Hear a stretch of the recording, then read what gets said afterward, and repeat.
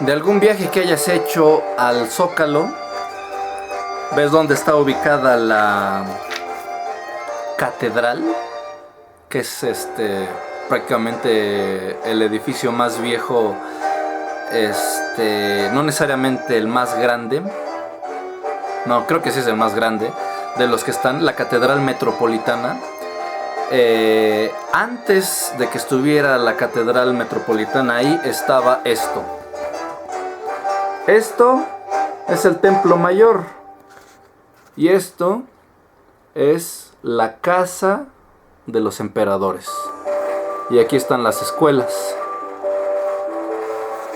Todo esto estaba en el Zócalo, pero en esos tiempos el Zócalo y todo el centro era un lago. Lo que realmente era México Tenochtitlán en ese momento era una ciudad flotante. Y de hecho toda esa agua que era del lago como tal de México Tenochtitlán sigue ahí, pero está debajo de todo lo que es el centro. Por eso cuando tembló en el 85 todo ahí se cayó, porque la fuerza del agua pues que estaba debajo de las construcciones pues tiró todos los edificios, ¿no?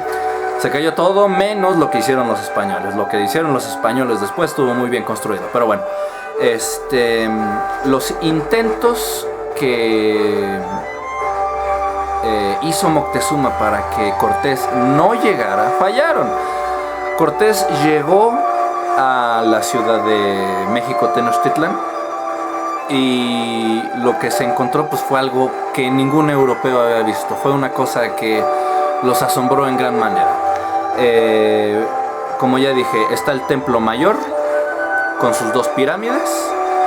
De un lado está lo que es la casa de los emperadores, que si tú un día llegas a ir a la catedral en el Zócalo, al lado vas a encontrar el Monte de Piedad, y si en algún momento necesitas dinero, pues empeñas tu PlayStation y ahí te dan tu dinerito, ya después lo puedes rescatar, o si lo dejas mucho tiempo lo dejan ahí. Bueno, el Monte de Piedad antes era la casa de los emperadores de México. Había dos escuelas, el Calmecac y el Tepozcali. El Calmecac era para la gente bien y el otro era para la gente menos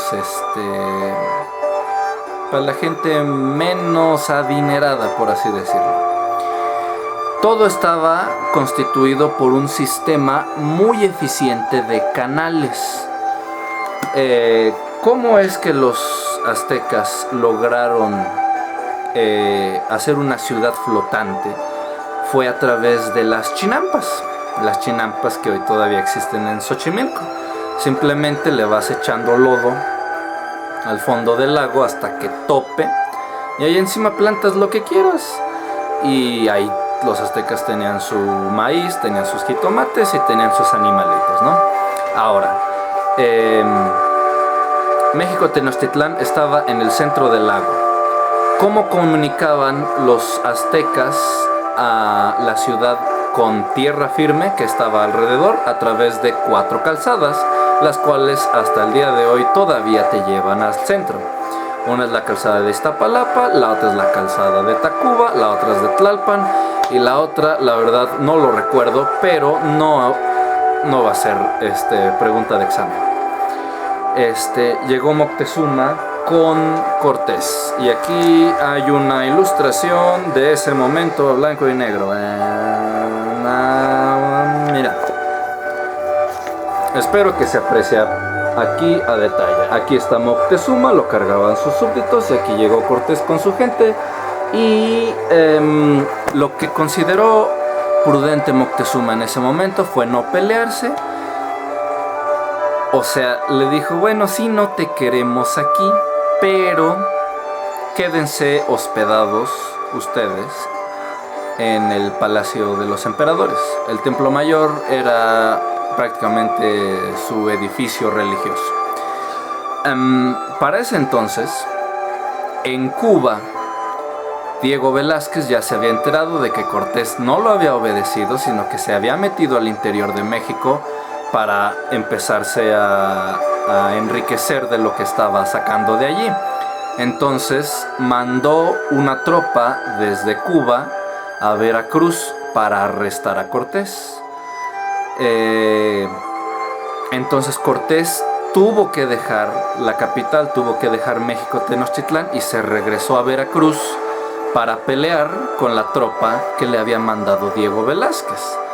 En esa batalla de Veracruz ganó Cortés, pero en lo que Cortés se estaba peleando en Veracruz con los otros españoles, dejó al mando del ejército español a Pedro de Alvarado. Espero que no se te olvide, es muy importante. Pedro de Alvarado.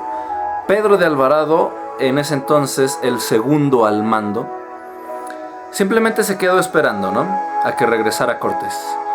Pero en lo que se quedaron ellos en México Tenochtitlán, los aztecas empezaron una ceremonia religiosa al dios de la lluvia. La celebración se llamaba el Toxcatl, el Toxcatl. Eso no es pregunta de examen, pero no importa.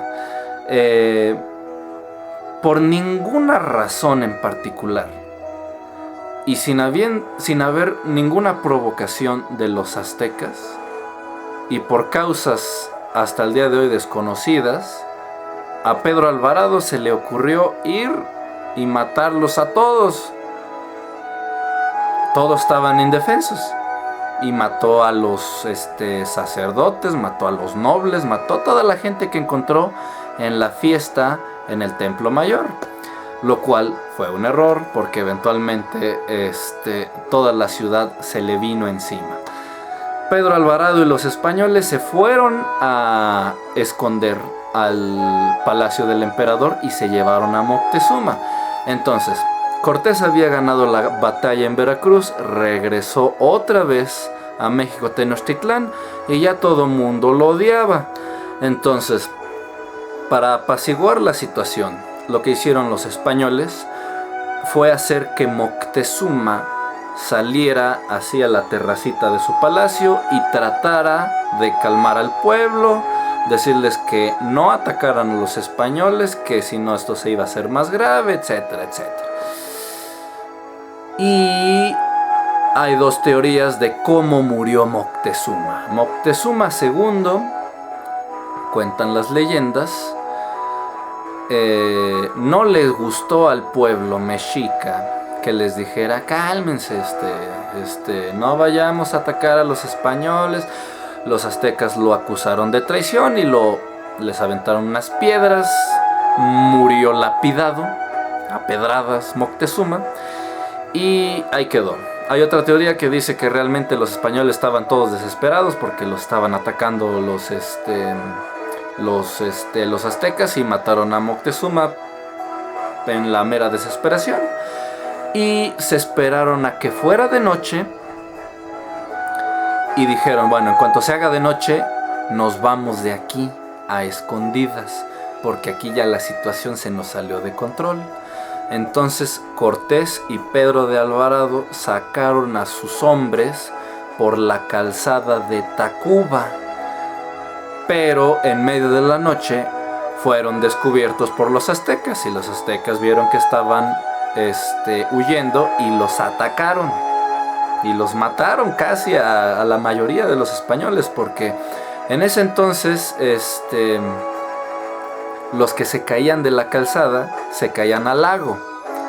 Los españoles llevaban todo el oro que habían conseguido en su viaje, más sus armaduras, lo que les impidió nadar, y por tanto no pudieron nadar para salvarse, y Cortés perdió muchísima gente tratando de escapar de México Tenochtitlán. Pero al final Cortés logró huir con los pocos españoles que le quedaban y llegó a Popotla. Popotla está en la línea azul del metro, y en ese lugar existen una variedad de arbolitos muy viejos, muy grandes, llamados los ahuehuetes. Cuenta la leyenda que el joven Cortés en uno de esos ahuehuetes lloró su derrota, que fue, por cierto, la única derrota que tuvo Hernán Cortés durante toda la conquista. Y la derrota se llamó la Noche Triste. El árbol donde lloró Cortés todavía está saliendo del metro Popotla y se llama el árbol de la Noche Triste. Unos vándalos lo quemaron por ahí de los años 70, pero el tronquito está por ahí. Entonces, Cortés, todo sentido porque lo habían derrotado y con pocos hombres, se regresó a Puebla, a Cholula, donde estaban sus amigos los cholultecas, y se quedó un año con ellos. Se quedó un año recuperándose, reagrupando a su gente y reagrupando su ejército. La gente de Tlaxcala también se le había unido a Cortés para derrocar a los españoles. Pasó un año antes de que Cortés regresara por la revancha. En ese año, el emperador Cuitláhuac sucedió a Moctezuma. Espero que no se te olvide y espero que no te lo pregunten, porque además es una de las delegaciones del Distrito Federal.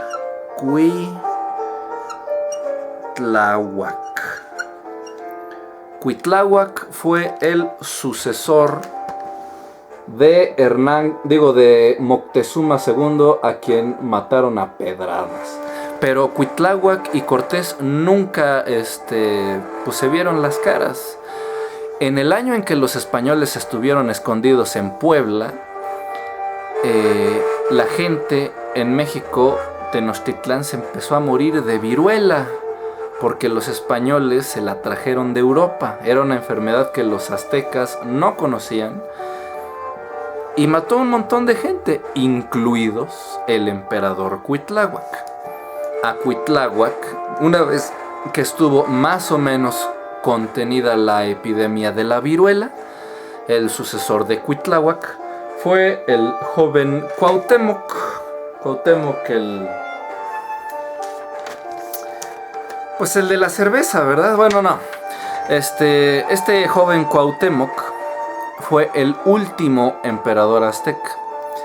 Corría el año de 1521, el verano de 1521, cuando Cortés regresó con los tlaxcaltecas, totonacas y los cholultecas, lo que le quedaba de armamento, a la capital, ya con una estrategia pensada. Cortés, a pesar de que quemó los barcos en los que habían viajado, no quemó unos barquitos chiquitos de guerra que se llamaban bergantines, que son como unas lanchitas, pero que disparan con cañones. Se trajo todo eso para derrotar a los aztecas. Ahora, los aztecas también tenían a sus amigos.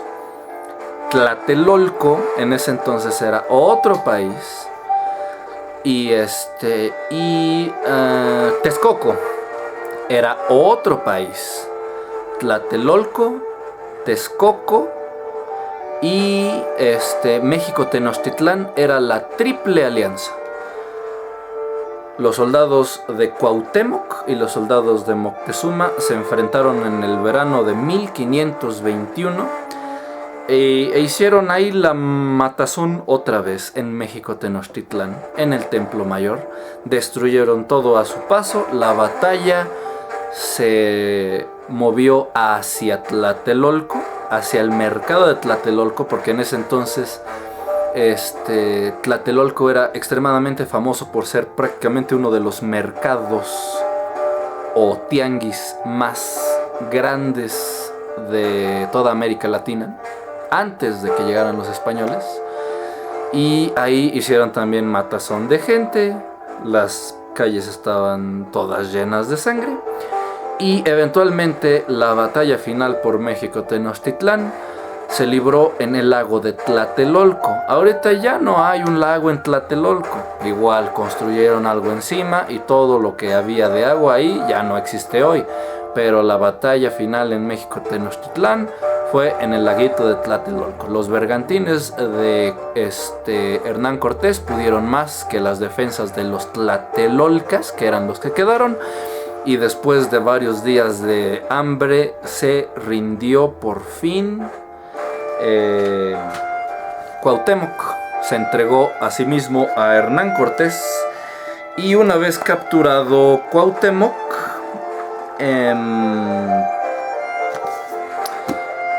lo apresaron y le quemaron los pies para torturarlo, para que les dijeran dónde está el oro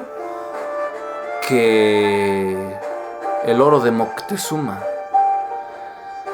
La leyenda que cuentan en las escuelas es que Cuauhtémoc realmente nunca dijo nada, se lo llevaron a otra parte del país y lo mataron. Pero los hechos históricos demuestran que realmente Cuauhtémoc sí dijo dónde estaba ese oro, y se lo llevaron al Papa en Roma, al Papa Alejandro VI, y obviamente hasta el día de hoy el Papa Borja tiene todo nuestro oro en las paredes de su casa.